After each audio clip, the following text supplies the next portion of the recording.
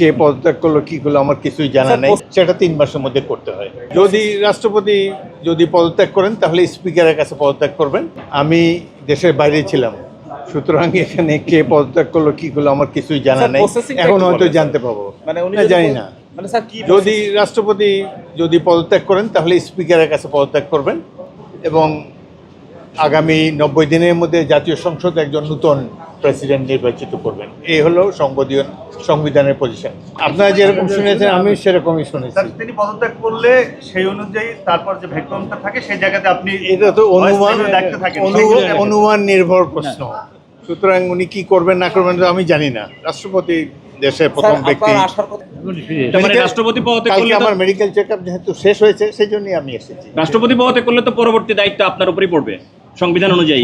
এটা একটা ট্র্যাডিশনালি বাংলাদেশের সংবিধানে লেখা আছে, যখন রাষ্ট্রপতি পদত্যাগ করে তখন অ্যাক্টিং স্পিকার হিসাবে অ্যাক্টিং রাষ্ট্রপতি হিসেবে স্পিকার দায়িত্ব পালন করেন, বাট মূল রাষ্ট্রপতি নির্বাচন করে জাতীয় সংসদ, সেটা 3 মাসের মধ্যে করতে হয়। এটা হলো সংসদের পজিশন। Thank you. ধন্যবাদ।